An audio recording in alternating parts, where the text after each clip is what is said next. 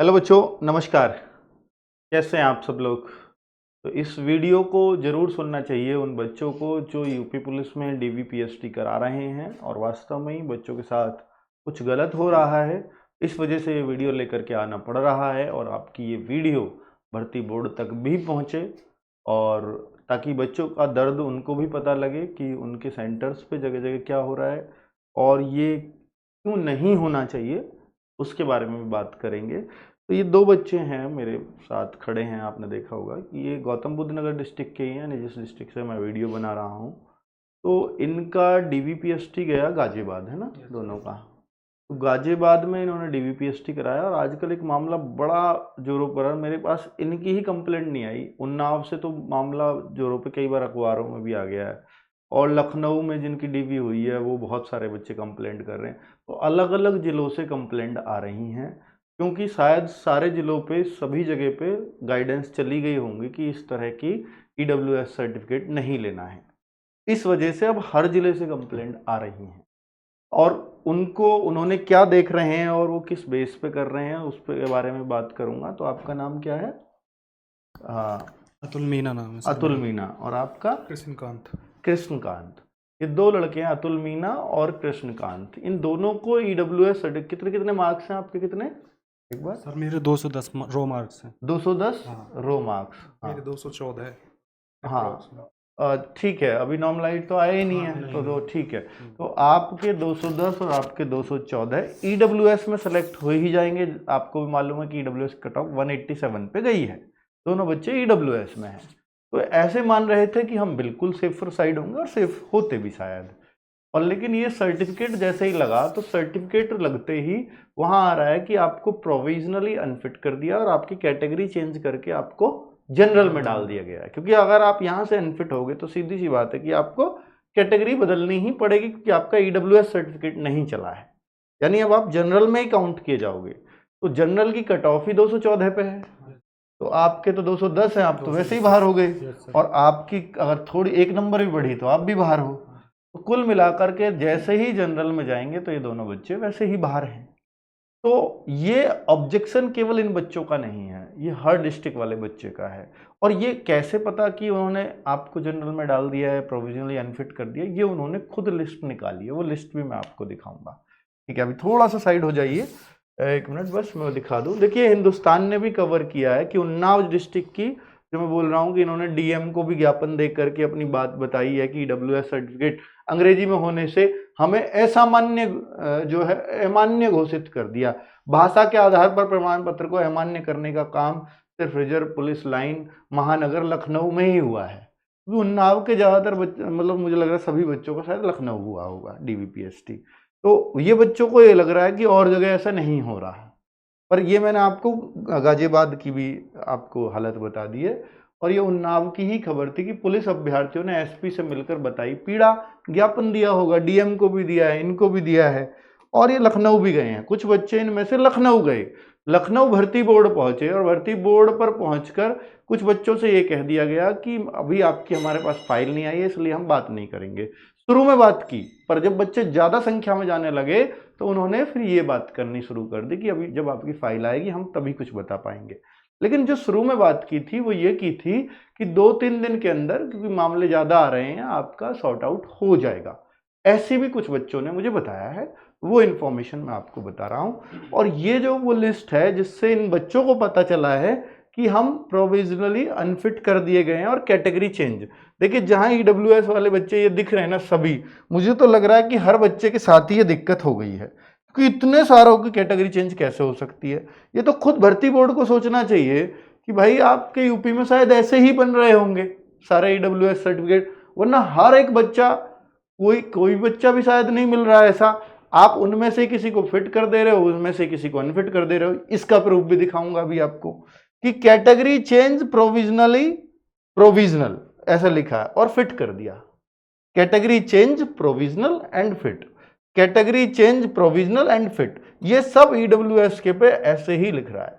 Unfit वाला ये है, एब्सेंट वाला अलग है। तो ये जितने पे भी कैटेगरी चेंज लिख रहा है, इसका मतलब ईडब्ल्यूएस के बच्चे इतने सारे ईडब्ल्यूएस के ही होंगे, है ना। बाकी तो सब देखिए, इन सब पे मैंने निशान लगा दिए, कितने सारे, इतने ही रहे होंगे ईडब्ल्यूएस के इसमें, है ना, इस केस में। और शायद मुझे लग रहा है कि ईडब्ल्यूएस के शायद ये कैटेगरी वाइज भी बुला रहे हैं, तो सब ईडब्ल्यूएस वाली ही कैटेगरी है, सॉरी। तो ईडब्ल्यूएस में किसी को फिट कर दिया, किसी को अनफिट कर दिया है। क्या जो फिट किया गया है उनका बिल्कुल सही था? मैं अभी एक एग्जाम्पल लेता हूं, ये इन दोनों में आपको क्या फर्क नजर आता है। अब मैं आपको बोलूं कि भाई देखो, एक तो ये है कि इन्होंने हिंदी में लिखा, लिखे गए दोनों हाथ सही हैं, किसी ने हिंदी में भरा, किसी ने इंग्लिश में भरा, इससे तो कोई फर्क नहीं होना चाहिए। पर बाकी फॉर्मेट की एक लाइन टू लाइन अगर आप पढ़ने लग जाओ कि इसमें क्या लाइन लिखी है, उसमें क्या लाइन लिखी है, वो सब एक जैसी है, बिल्कुल कुछ भी फर्क नहीं है। ऊपर गवर्नमेंट ऑफ इंडिया, किसी में गवर्नमेंट ऑफ यूपी भी लिख देते हैं, उसमें कोई दिक्कत नहीं है। गवर्नमेंट ऑफ इंडिया लिख दिया, गवर्नमेंट ऑफ यूपी लिख दिया, तो ये एक तो ये भी एक, अगर यही रीजन होता तो दोनों में ही गवर्नमेंट ऑफ इंडिया लिख रहा है, ठीक है।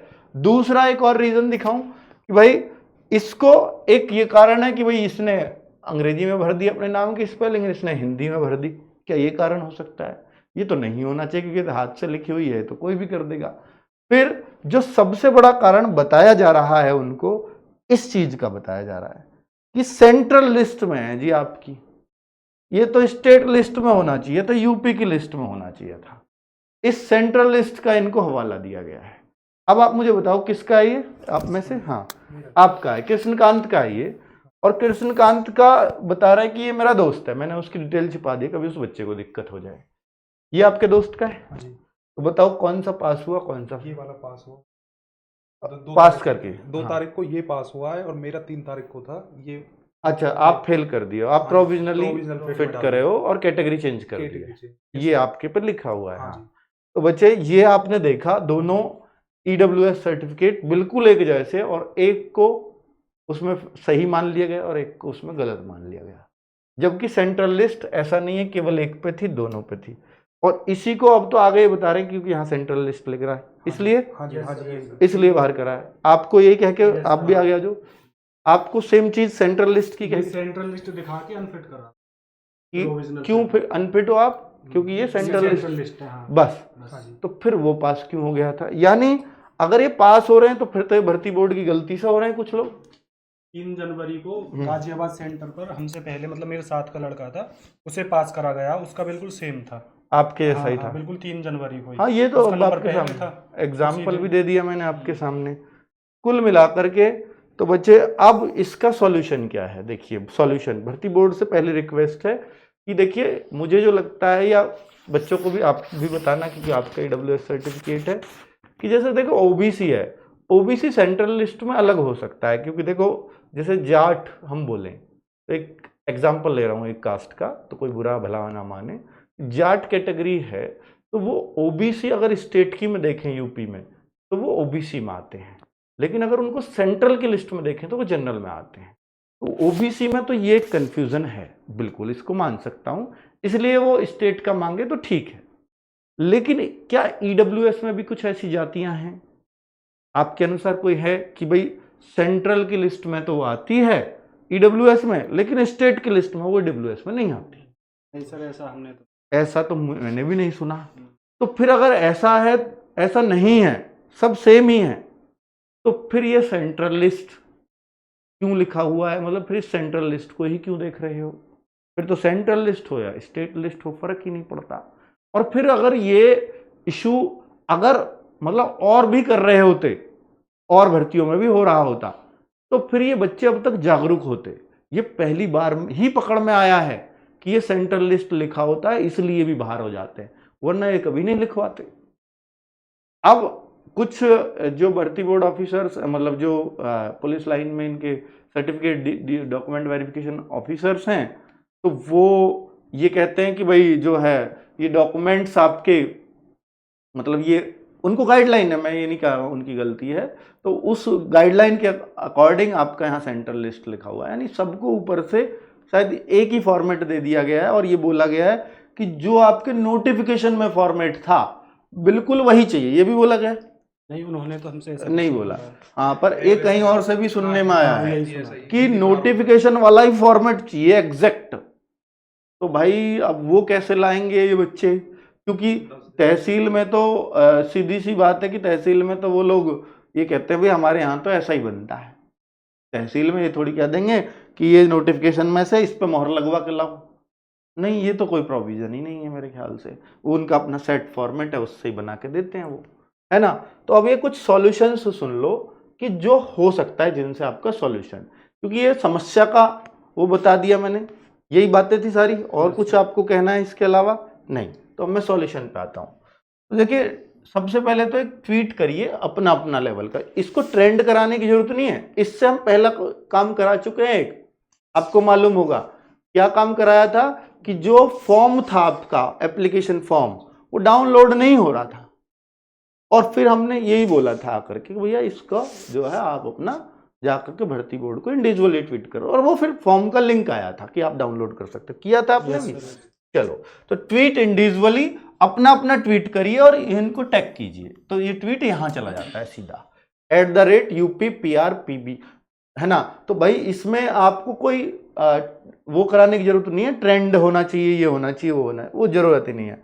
भर्ती बोर्ड जाकर प्रार्थना पत्र दे सकते हो, जो आसपास के हैं, दूर के हो सकता है ठंड में ना जा पाए, तो वैसे तो अब इनको ठंड लगी नहीं होगी जो बाहर हो गए। तो कुल मिलाकर के भर्ती बोर्ड जाकर के अपनी एक एप्लीकेशन लिखें और बताएं कि हम इस पुलिस लाइन से हैं, तो भर्ती बोर्ड को भी पता चले कि हर पुलिस लाइन पे भारी दिक्कत हो रही है, तो कुछ तो चूक हुई है आप लोगों से, ठीक है।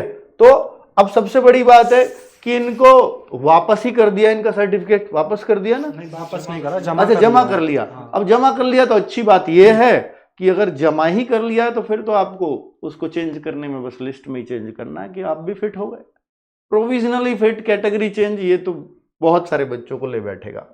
डीएम को ज्ञापन दे सकते हैं, बिल्कुल दे सकते हैं, ठीक है। तो डीएम को अपने जिले में, भाई आप लखनऊ तक नहीं जा सकते, पर अपनी समस्या को लिख करके डीएम साहब को दे दीजिए, हर जिले के जो डीएम है वो आगे फॉरवर्ड करेंगे, तो जाहिर सी बात है कि पता लगेगा हर जिले में समस्या आ रही है। तो कुछ बड़ी समस्या हो सकती है, तो हो सकता है मुख्य सचिव साहब एक्शन ले, ठीक है। डीएम को ज्ञापन देने का मतलब ये है। भर्ती बोर्ड के नंबर पर कॉल कर सकते हैं, ताकि उनको भी बताओ कि मेरे जिले में मैं यहाँ करवा रहा था, तो बच्चों उनको भी पता लगे कि ये हर जिले की समस्या है, क्योंकि जब समस्या बड़ी होती है तो एक्शंस होते हैं और फिर उनके सॉल्यूशंस भी ढूंढे जाते हैं, क्योंकि इतने सारे बच्चे गलत नहीं हो सकते। और फिर अगर आपने किसी को फिट भी किया है तो वो फिट भी गलत है, फिर तो सभी अनफिट है ना। एक जैसा ही बन रहा था, मैंने अभी आपको दिखाया, एक फिट है एक अनफिट है ना। तो कुल मिलाकर के ये कुछ बातें थी जो थोड़ी सी गड़बड़ चल रही है डीबीपीएसटी में। ईडब्ल्यूएस कैटेगरी वाले बच्चे बहुत परेशान हैं, भर्ती बोर्ड इस पर हाथ जोड़कर रिक्वेस्ट है बच्चों की तरफ से कि इस पर संज्ञान ले और इन बच्चों की समस्याएं सॉल्व की जाए। थैंक यू, नमस्कार।